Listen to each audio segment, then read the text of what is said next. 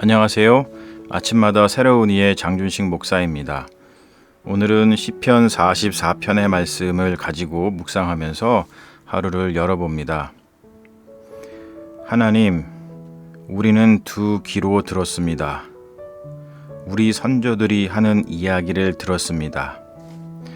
선조들이 살던 시대, 그 옛날에 당신께서 하신 일들을 전해 들었습니다. 손수 여러 민족을 몰아내시어 선조들을 뿌리박게 하시고 여러 부족을 짓부수시어 그들을 번성하게 하셨습니다. 선조들이 땅을 차지한 것은 제 칼로가 아니었고 승리한 것은 제 힘으로가 아니었습니다. 당신의 오른손 오른팔 그리고 당신의 얼굴의 빛 덕분이었으니 당신께서 그들을 사랑하신 까닭입니다. 당신은 나의 왕, 나의 하나님. 그 명령 한마디로 야곱이 승리하였습니다. 당신의 힘으로 우리는 원수를 쳐 부술 수 있었으며 당신 이름으로 적군을 짓밟을 수 있었습니다. 내가 믿은 것은 나의 활이 아니었고 승리를 안겨준 것도 나의 칼이 아니었습니다. 우리가 원수들을 이겨낸 것은 우리의 반대자들이 수치를 당한 것은 그것은 바로 당신 덕분이었습니다. 그러므로 우리의 자랑은 언제나 하나님이었고 우리는 당신의 이름을 항상 찬양하였습니다. 그러나 이제 당신은 우리를 뿌리치고 비웃으시며 우리 군대와 동행하지 아니하심으로 우리가 마침내 적군에게 쫓기고 원수들은 주하라 우리를 약탈하였습니다. 푸죽간의 양처럼 우리를 넘기시고 이 나라 저 나라에 우리를 흩으시고 돈벌이도 안 되는 일인데 헐값으로 당신 백성을 파셨습니다. 이웃 백성들에게 욕을 당하게 하시고 조소와 조롱거리로 만드셨습니다. 우리를 이방인들의 이야깃감으로 만드시니 뭇 백성이 우리를 가리켜 손가락질합니다. 모욕당하지 않는 날이 하루도 없고 부끄러움으로 얼굴을 들 수도 없습니다. 욕설과 폭언소리에 귀가 따갑고 미움과 보복의 눈길이 무섭습니다. 우리는 당신을 잊은 일도 없으며 당신과 맺은 계약을 깨트린 일도 없건만 마침내 이런 일을 당하였습니다. 우리는 당신을 배반한 일도 없고 일러주신 길을 벗어나지도 않았건만 당신께서는 여우의 소굴에서 우리를 부수시었고 죽음의 그늘로 덮으셨습니다. 아무려니 우리 하나님의 이름을 부르지 아니하였겠으며 다른 신에게 머리를 조아렸으리이까. 마음의 비밀을 다 아시는 하나님께서 어찌 그걸 알아차리지 못하셨으리이까. 당신 때문에 우리가 날마다 죽임을 당하며 도살장의 양처럼 찢기는 신세가 되었습니다. 나의 주여 일어나소서. 어찌하여 잠들어 계십니까? 깨어나소서. 우리를 영원히 버리시렵니까? 어찌하여 외면하십니까?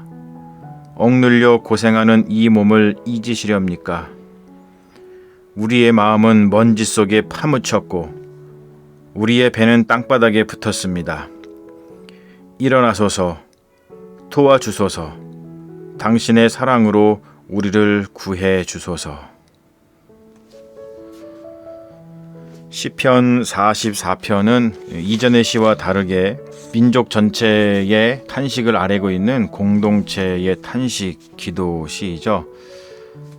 이 시를 보면은 1절부터 8절까지 그 옛날 하나님께서 선조들에게 베푸셨던 그 은혜, 영광의 순간들을 기억하면서 그것을 찬양하는 그런 구절이 나오고, 그 다음 9절부터 나머지 26절까지는 지금 현재 본인들이 당하고 있는 고통에 대해서 하나님께 탄원하는 그런 형식으로 되어 있습니다. 영광 가득했던 과거의 모습, 그것을 회상하지만 지금 현실의 모습은 굉장히 입에 담을 수 없을 만큼 치욕적인 그런 현실이죠. 그래서 이 기도 드리는 이 시인은 하나님께 어떤 항의를 하고 있는 것 같아요. 근데 제가 그런 생각을 해봤습니다. 우리가 기도를 할 때에 탄식한다, 항의한다 라고 하는데, 우리가 고난을 받는 것은 두 가지잖아요. 고난을 받을 때 첫 번째는 의로운 일을 행할 때도 고난을 당하고, 그리고 또 심판을 받을 때도 고난을 당합니다. 의로운 자들의 고난과 심판을 받는 자들의 고난은 조금 성격이 다르죠. 그런데 오늘 시편에서 말하고 있는 그 시인은 의인으로서 하나님께 항의 기도를 드리고 있는 것이죠. 우리가 이러한 기도를 드릴 수 있다는 것은 굉장히 큰 은혜입니다. 왜냐하면 우리가 욥도 하나님께 어떤 항의의 기도를 드림으로 인해서 마지막에 하나님을 만나는 그런 역사를 펼쳤죠. 사실 우리가 죄인으로서 심판을 당하고 있는 고난 가운데에서 하나님께 이런 항의의 기도를 드릴 수 있는 것은 아닙니다. 그렇기 때문에 우리가 의인의 기도가 굉장히 중요한데, 의인은 그냥 혼자서 존재하는 존재가 아니라 공동체 속에서 존재하죠. 공동체 속에서 존재하기 때문에 공동체의 많은 사람들이 죄를 범해서 하나님의 말씀을 떠나서 하나님의 심판을 받는다 할지라도 그 안에 있으면은 그 의인은 같이 고난을 당하게 되어 있거든요. 그러면은 그때에 기도해야 되는 사람이 누구냐면 바로 의인이죠. 의인 한 명의 기도가 모든 사람들을 살릴 수 있다는 것이죠. 그래서 그런 것을 볼 때 우리가 지금 시대가 참으로 어렵고, 또 어떻게 보면은 많은 교회가 손가락질을 당하고, 지금 이 사회가 너무나 어지러워서 우리가 심판을 당하고 있는 것인가, 너무 재앙이 겹쳐서 와서 심판을 당하고 있는 것인가, 이러한 의문을 품을 수밖에 없는 이러한 시대에 우리가 의인의 기도를 드릴 수 있는 사람이, 그러한 신실한 그리스도인이 있다는 것은 굉장히 중요한 것이죠. 그것이 다른 사람이 아니라 바로 나 자신이 되었으면 좋겠습니다. 여러분, 나 자신을 한번 돌아보면서 우리가 소돔과 고모라 성에서도 의인 한 명만 있었어도 그 소돔과 고모라 성이 망하지 않았을 텐데, 의인 한 명이 없음으로 인해서 망한 것을 볼 때 우리가 이렇게 망하고 있는 것 같은 이러한 시대에 살고 있지만, 우리 스스로가 하나님 앞에서 이렇게 항의 기도를 드릴 수 있을 정도로 하나님 앞에 고난받는 의인으로서의 삶을 살아간다면, 바로 그 한 사람으로 인해서 하나님께서 우리를 위해서 은혜를 베풀어 주시고 이 환난에서 구원해 주실 거라고 믿습니다. 그러므로 여러분, 다른 누구 그런 사람이 없나? 누가 대신 나를 위해서 이렇게 의롭게 살아줄 사람이 없나? 의로운 그리스도인이 없나?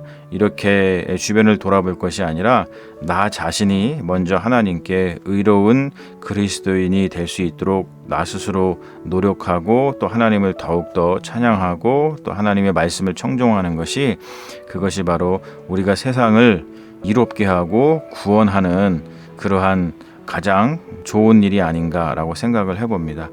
그런 마음을 가지면서 이 시대에 항의 기도를 드릴 수 있을 정도의 신앙을 가진 그런 그리스도인이 되기 위해서 우리 스스로 좀 노력했으면 좋겠습니다. 그런 은혜가 여러분들에게 있기를 주님의 이름으로 축원합니다.